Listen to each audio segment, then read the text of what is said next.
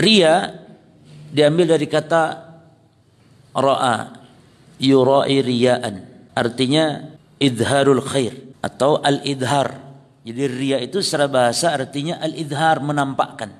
Adapun kalau secara istilah, secara syariat, apa itu riya ya kawan? Idharut ta'at, idharul ibadah boleh. Idharut ta'at atau idharul ibadah linnas, menampakkan ibadah ketaatan kepada manusia.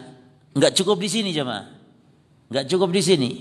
Kalau cuma sampai di sini masih boleh. Boleh tidak menampakkan ibadah kepada orang? Boleh tidak ibadah ingin dilihat orang? Boleh tidak? Jemaah. Boleh. Apabila tujuannya apalagi untuk mengajarkan orang, mengajarkan manusia. Sedekah ditampakkan, boleh. Tujuannya memotivasi orang. Ya. Namun kalau sudah ini dia liyamdahahum, untuk supaya mendapatkan pujian mereka. Ini yang tidak boleh.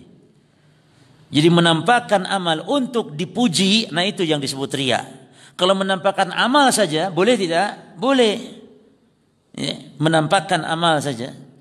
Tapi kalau sudah dipuji orang, itu tujuannya, atau ibtiqa i'jabihim, berharap kekaguman manusia, i'jabihim, maka itu yang masuk kepada riya. Ya.